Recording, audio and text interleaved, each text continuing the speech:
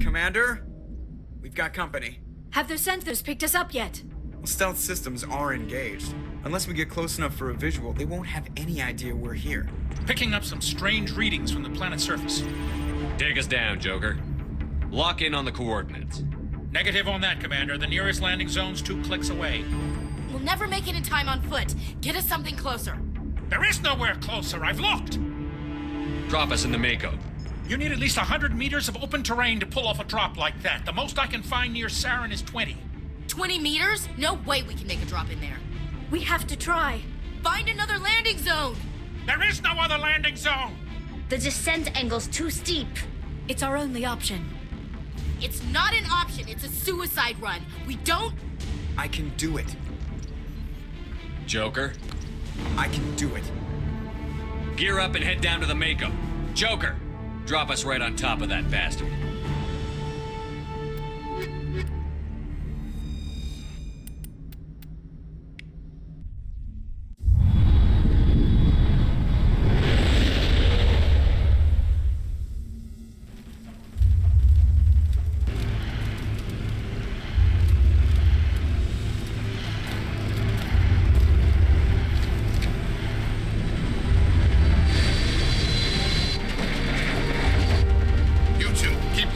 Inside, now!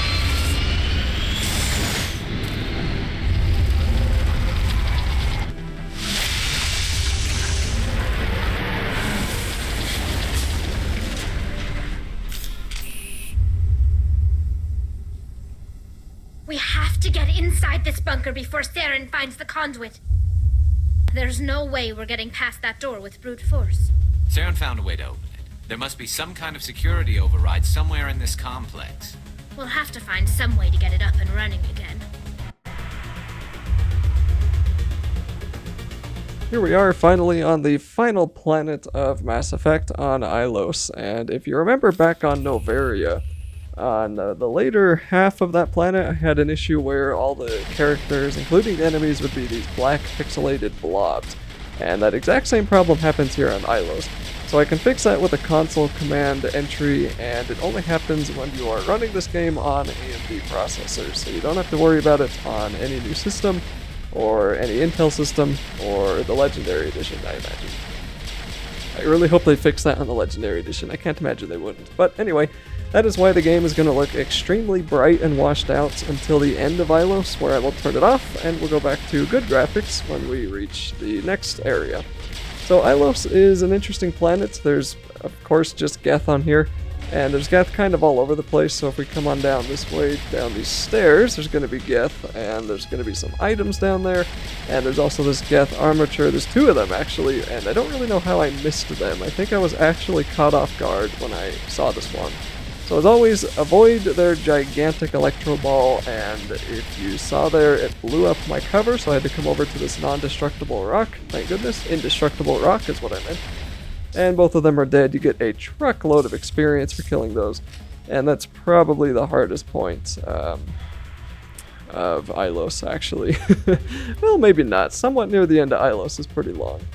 So the next video of Ilos, I think, is close to 15 minutes long. I'll have to double check, it may not be, but it's literally just all talking. We meet an AI, I think his name is Virgil, and he gives us a ton of information on the Protheans, and we learn a little bit about them from another AI that we'll run into in this video, but what I'm just trying to say is that I'm not going to be talking in the next video because Virgil will be doing all of that for me.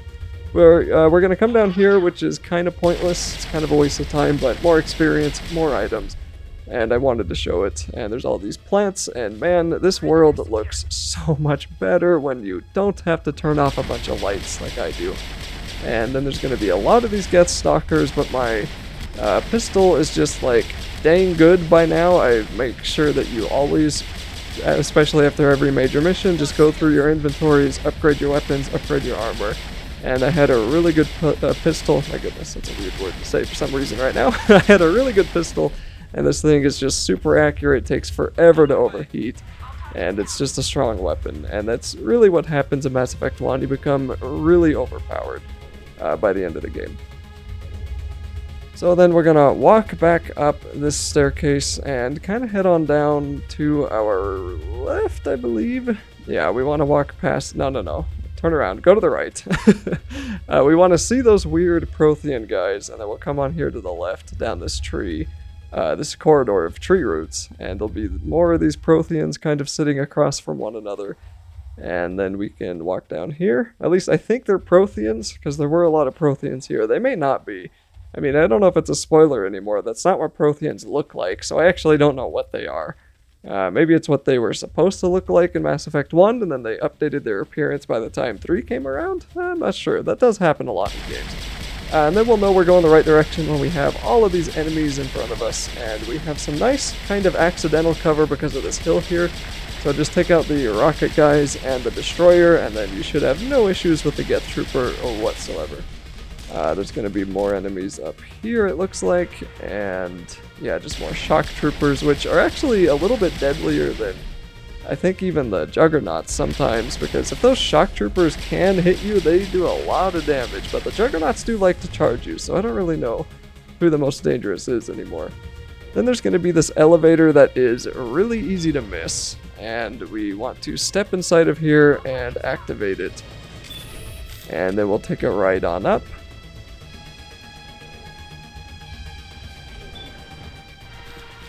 And there's going to be a couple of enemies inside of here, and I don't think we actually have to come in here. I think the elevator we need is a little bit later, but we'll check it out for now. I can't quite remember.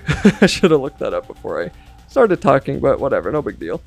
And yeah, I don't think there's anything else up here. I think it's just that chest, so that was actually pointless. Yeah, okay. So no reason to do that really, unless you just want to sit through the really long elevator cutscenes, although this one isn't masking a load screen, it's just a short little ride. And then we'll come on up this hill and try to get around the environment. Our radar is getting jammed, so we know we're in the right place, and there's going to be more stalkers. We'll just try to blow those guys up. I don't know what was going on. I think I'm actually getting shot there. Yeah, my shields were getting destroyed. So if you have been noticing, I have less shields now than I did before. And I think that's because the armor I put on gave me a lot more health. And I decided I wanted health more than the extra shields. Or I might have put on a different armor mod. I can't remember, but either way, I do have a few less shields. I didn't really feel any weaker because of it. Kind of decisions that you can make. And if I played into New Game Plus, or if I picked a different class other than Vanguard, I would have access to armor with way more shields on it. So anyway, here's the elevator that can be... Actually, this one's not hard to miss. The next one is a little bit hard to miss. And I think I got lost my first time I played this game. I think I got lost or the first time I got to Ilos, I should say. I got lost for a really long time trying to find the correct elevator. And I'll show you where that is once we finish this elevator ride. I think this one might actually be a load screen. Normally I've cut out the elevator rides in this walkthrough, but I thought on Ilos it might be better to keep them in. I don't know, maybe not. Too late now, I'm not going back to fix it.